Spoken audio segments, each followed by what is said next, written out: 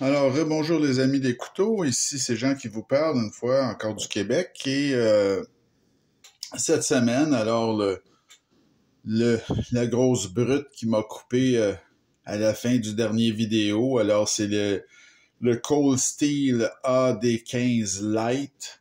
Alors c'est un couteau dont on va faire la révision aujourd'hui.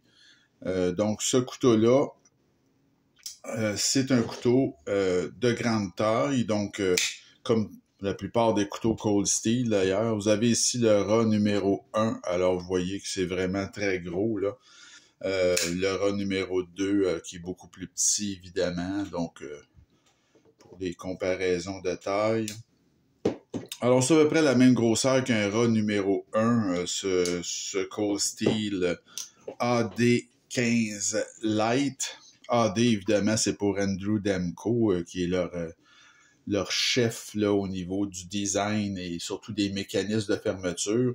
C'est d'ailleurs la seule et unique raison pour laquelle j'ai acheté ce couteau-là. Vous voyez ici le fameux mécanisme, moi je trouve ça assez ordinaire, mais c'est le mécanisme de fermeture qui s'appelle Scorpion. Alors, vous voyez ici, il y a une petite...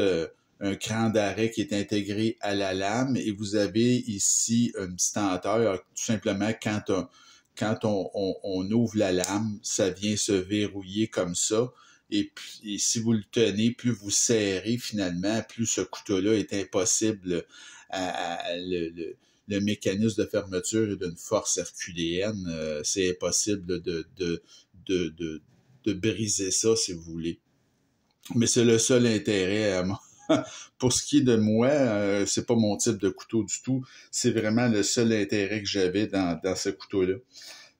Alors, les spécifications très grandes, comme je vous disais, 8,5 pouces, 21,59 cm, 3,5 pouces de lame, 8,89 cm. Le poids, écoutez, ça a beau s'appeler AD15 Lite, ça n'a rien de light, c'est très lourd, ça pèse 6,2 onces, 175,7 grammes, imaginez-vous. Qu'est-ce que ça serait si c'était pas light? Alors, l'action, c'est rondelle de bronze. L'acier, c'est de l'AUS 10A. Alors, je connais AUS 10, mais le 10A, je sais pas au juste, là, mais c'est un acier japonais qui est inoxydable. Là, c'est pas du premium, mais c'est quand même très correct. La poignée, vous voyez, elle est en deux temps. Vous avez ici, c'est ce qu'on appelle du Grivori, alors FRN, là, du plastique essentiellement. Qui fait bon marché. Et la barre ici est en aluminium. Vous avez le style de lame, c'est un drop point. Et vous avez le mécanisme d'ouverture-fermeture. Alors, c'est via des goujons de pouce. Alors, vous avez les goujons de pouce qui sont ici. Et bon, ça ouvre correct, là. Le problème n'est pas à l'ouverture, le problème est à la fermeture.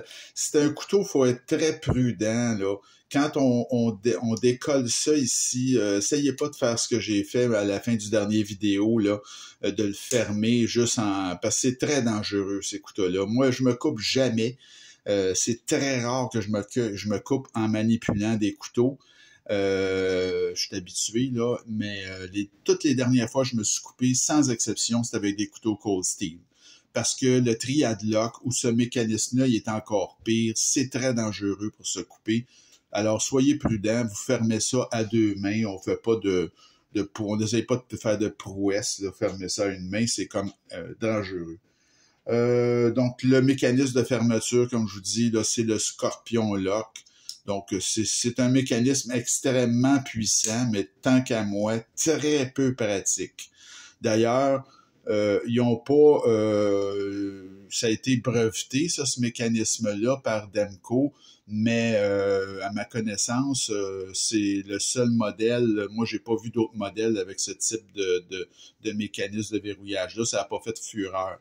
Après, Andrew Demko a inventé le Shark Lock. Ça, c'est un très, très bon mécanisme. Mais celui-là...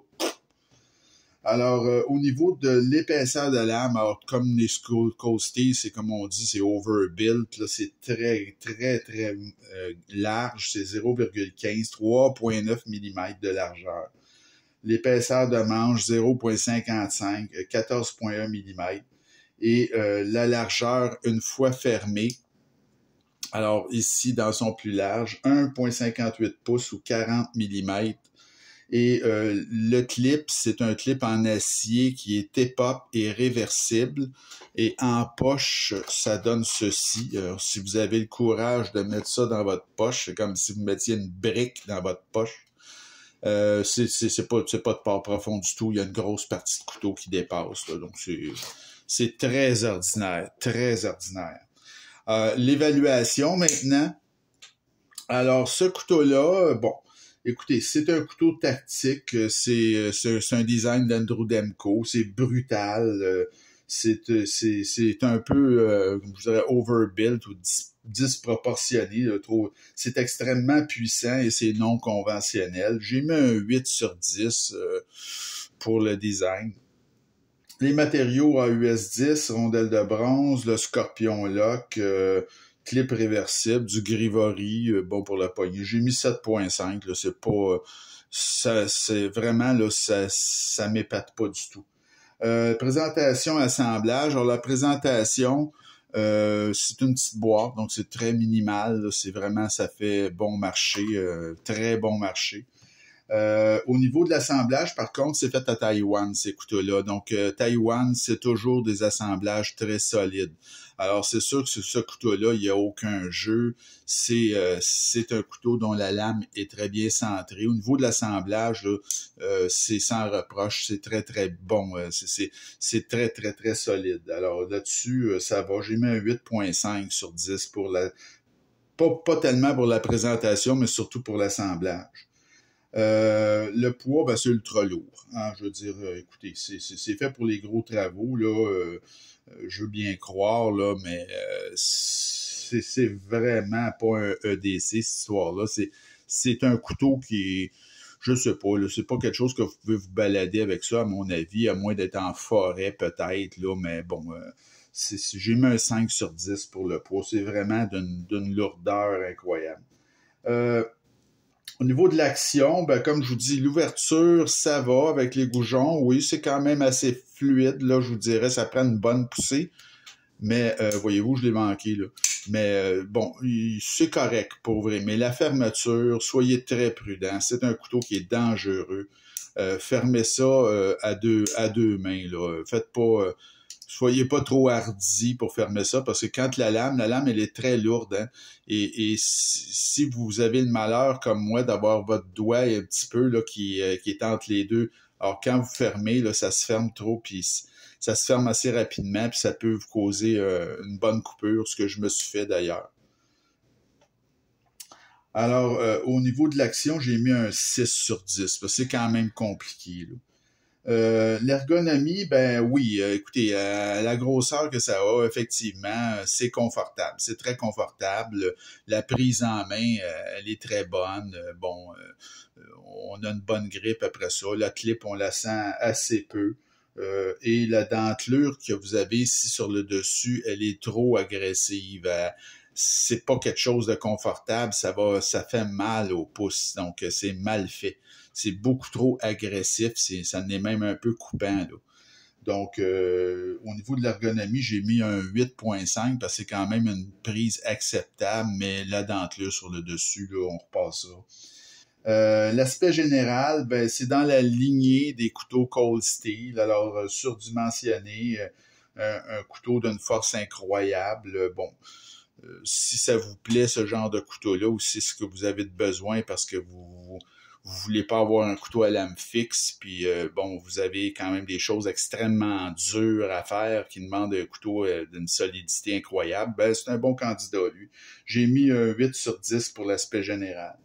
Le prix, ben c'est fait à Taïwan, comme je vous dis, c'est OK. Moi, ce que j'ai payé 125 $ il y a un an. Aujourd'hui, on en demande 150. C'est un peu fort de café, si vous voulez mon opinion. Moi, je ne paierais jamais 150 pour ça.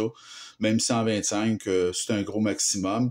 Et prenez une petite information, si vous prenez le couteau original, parce que ça, c'est comme une version budget qu'ils ont fait d'un couteau qui avait un manche en G10, ça se vend dans les 200 quelques dollars. Alors, moi, je ne toucherais pas à ça, là. Mais j'ai mis un 8 sur 10, moi, parce que le prix que j'ai payé, 125, c'est quand même raisonnable. La valeur, ben, elle est très bonne. Comme je vous dis, c'est une version budget d'un couteau qui se vend, j'ai regardé, là, c'est 275, imaginez-vous, qui vendent ça. Donc, moi, je pense que cette version-là, le prix est à la hausse, mais personnellement, je ne paierais pas plus que 125 pour ça. J'ai mis un 8,5 sur 10 pour la valeur. Ça me donne une note totale de 7,55. C'est un bon achat, mais payez pas plus cher, comme je vous dis, que 125. Et moi, comme je vous dis, la seule raison pour laquelle j'ai acheté ce couteau-là, c'est qu'il n'était pas trop cher et c'était ce fameux mécanisme-là que je voulais manipuler. Je voulais voir comment ça fonctionnait. Donc, c'est un mécanisme que je vous confirme qui est d'une puissance inouïe et qui vous laissera jamais tomber. Mais c'est à peu près le seul intérêt, à mon avis, de ce couteau-là. Il se fait bien mieux dans le genre, là. Donc, moi, c'est pas un couteau que, personnellement, là, je peux pas vous dire je vous le recommande pas parce que c'est un très mauvais couteau. Non.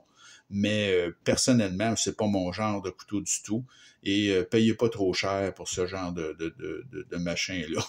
Donc, ça fait le tour de la révision de cette semaine. Le Cold Steel AD15 Lite. Et la prochaine vidéo, alors c'est mon dernier, ça c'est un couteau milieu de gamme, donc à 125. Le prochain, c'est mon dernier couteau de ma collection budget. Donc, c'est un couteau de la compagnie CJRB. C'est le Feldspat. C'est, disons, avec le CJRB RIA, c'est les deux premiers grands succès commerciaux de la compagnie CJRB. Alors, c'est un couteau que ça fait déjà un bon moment que j'ai acheté ça. C'est au tout début de ma collection. Un couteau budget vraiment un très bon couteau budget. Je l'aime beaucoup. Donc, le CJRB Feldspat dans la prochaine vidéo.